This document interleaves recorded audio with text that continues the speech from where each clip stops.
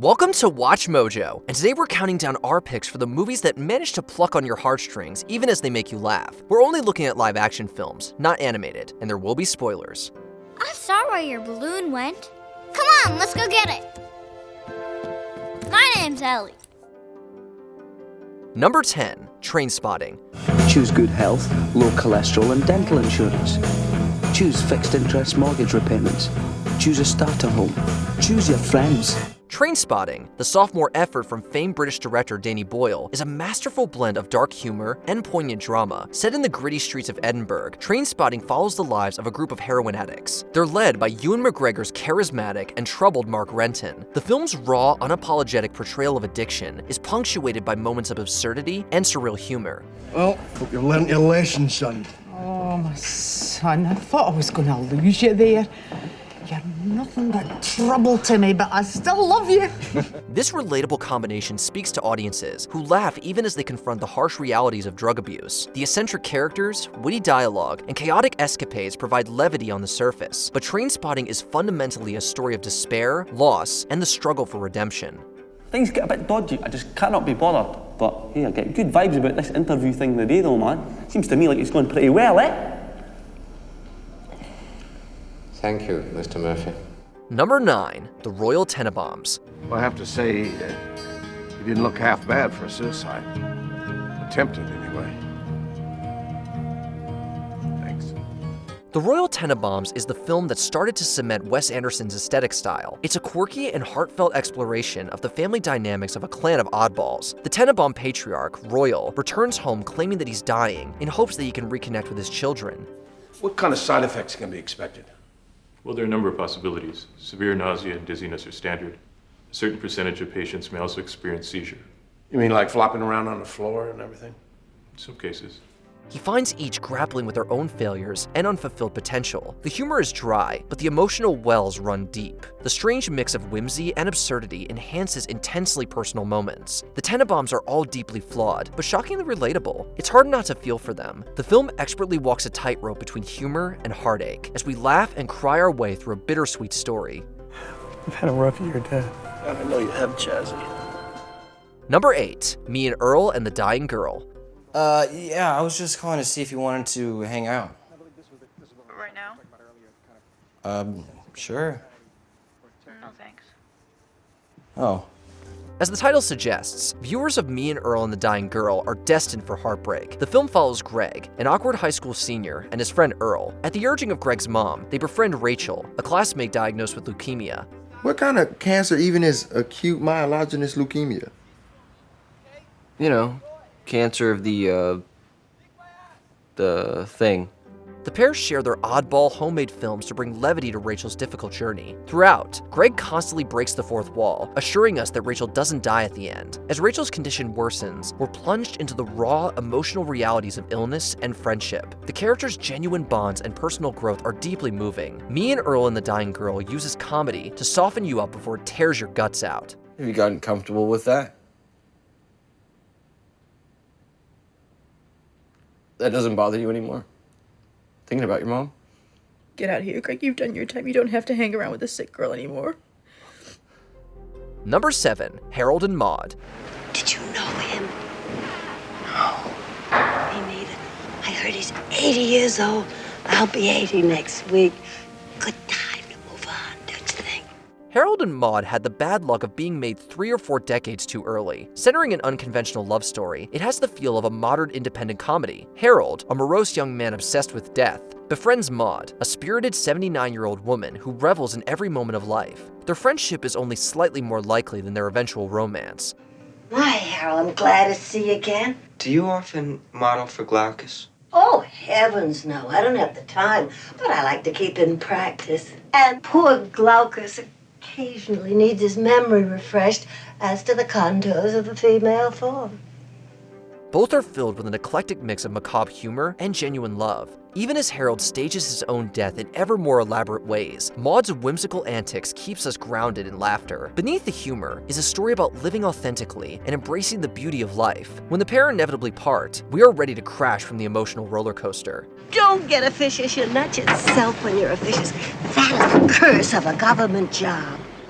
Number 6. JoJo Rabbit. Poor Jojo. What's wrong, little man? Hi, Adolf. Want to tell me about that rabbit incident? What was all that about?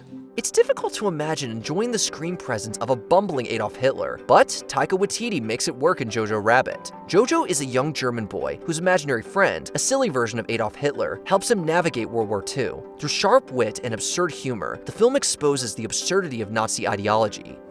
You're not a ghost, Johannes. I'm something worse, but I think you already know that, don't you?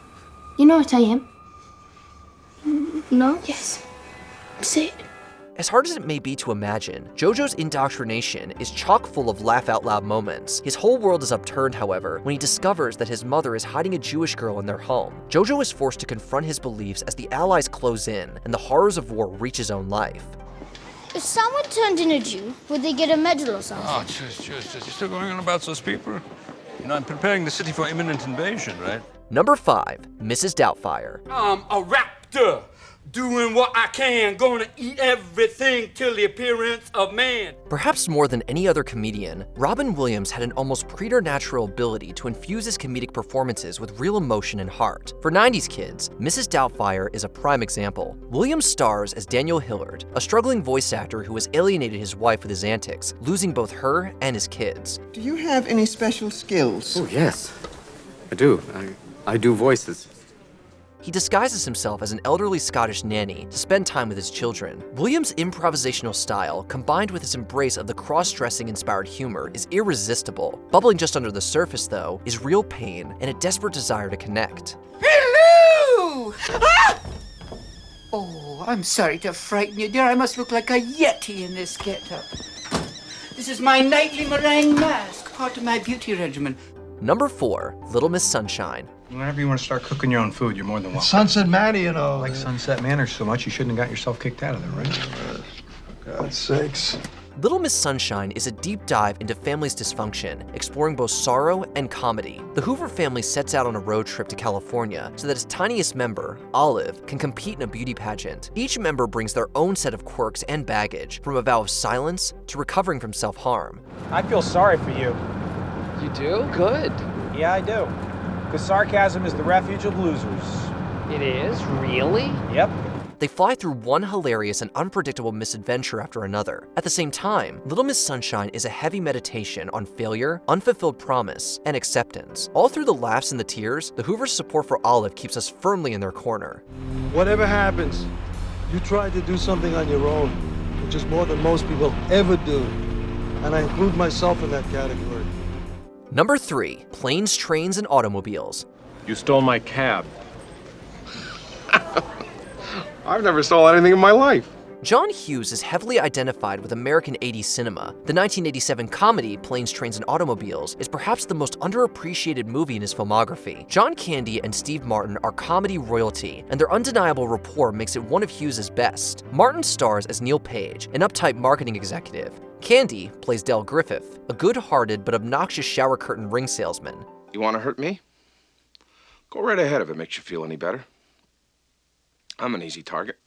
Together, they endure a series of travel catastrophes while trying to get home for Thanksgiving. The mismatched duo's antics and escalating misfortunes are comedy gold. But beneath the hilarious surface, Planes, Trains, and Automobiles is a tale about human connection. It's one of John Candy's best roles. His wacky exterior is a thin veneer, masking a deeply lonely man.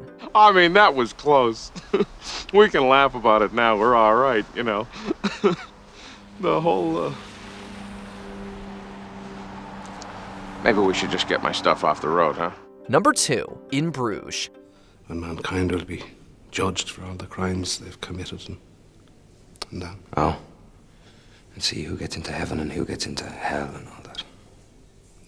In Bruges is the first film to team up Irish actors Brendan Gleeson and Colin Farrell, whose chemistry is quietly electric. They play a pair of hitmen, Ray and Ken, who are sent to Bruges to lay low after a job goes tragically wrong. They have the banter of an old married couple, and the absurdity of their situation leads to scene after scene where you struggle not to burst out with laughter. I'm keeping it. Pardon me? Give me gun back. Okay, back. Suicide case. The combination of Ray's blunt observations and Ken's patient exasperation is picture perfect. But fundamentally, In Bruges is a morality play about guilt and about how the weight of past actions can make someone a dead man walking. Ray's remorse and Ken's paternal love are undeniably beautiful. Who did you murder for money, Raymond? You, Father. I'm sorry? I said you, Father. What, are you deaf? Before we unveil our top pick, here are a few honorable mentions. World's Greatest Dad. Robin Williams is a struggling writer whose fake journal for his deceased son gains notoriety. Okay. But we're not buying a new computer. Yeah, all right. Sounds fun. This isn't the biggest screen. Jesus Christ, how about a thank you? Big. Thanks to a magic wish, a young boy is forced to grow up overnight. Where did you get this? My dad's top drawer. You stole it? It's an emergency fund. Jesus, Billy! Well, what do you call this? 50-50. A guy in his 20s leans on his best friend and uses humor to face his cancer treatment. You gonna be okay? I think chances? What are your odds? I don't know. I mean, I looked it up and it said 50-50, but that's like the internet, so... It's not that bad. Click. A workaholic dad learns that family means everything by fast-forwarding through his life. Aunt Peggy, is that you? God, you got old. No. I'm just playing. She knows that. The Intouchables. A paralyzed socialite finds a new lease on life thanks to his new, irreverent caregiver. Eh, mais ça mousse pas, c'est un shampoing bizarre, ça mousse pas. Alors vous en êtes? Bah, je lui lave les cheveux, mais ça mousse pas. Bah comment? C'est pas vrai, enfin écoute, tu lui as mis la crème pour les pieds sur la tête. Before we continue, be sure to subscribe to our channel and ring the bell to get notified about our latest videos. You have the option to be notified for occasional videos or all of them. If you're on your phone, make sure you go into your settings and switch on notifications. Number 1. Life is Beautiful. Sarebbe un'insalatina leggera, se no niente. Un'insalatina leggera? Mi dispiace perché i funghi fritti erano veramente eccezionali. Allora abbiamo detto insalata leggera, salmone magro e un bicchiere di vino bianco. Perfetto, più presto che puoi, per favore. Before 1997's Life is Beautiful, most people couldn't imagine a Holocaust comedy. Writer, director, and star Roberto Benigni made it feel perfectly natural. He plays Guido, a charming and optimistic Jewish man armed with a quick wit, imagination, and a big heart. Guardate qua, guardate la perfezione di questo orecchio. Padiglione auricolare sinistro con campanula pendente finale. Guardate che roba! Cartilagine mobile. He and his young son, Joshua, are ultimately introduced to the horrors of a concentration camp. Guido's antics and humorous approach to life's challenges shield Josue from the trauma and provide us with the ability to laugh in the face of the worst humanity has to offer. Guido's unwavering love and sacrifice for his son will bring tears to even the hardest of hearts. Josué, da ora in poi devi stare nascosto tutto il giorno. Se ci vedono ora è finita, ci squalificano. Io che devo fare? Niente, devi stare, Vittorino aiuta, devi stare nascosto tutto il giorno. Hai capito? Non ti devi far vedere da nessuno, specialmente da quelli cattivi che urlano. Do you have any favorite comedies that have you reaching for the box of Kleenex? Let us know in the comments below.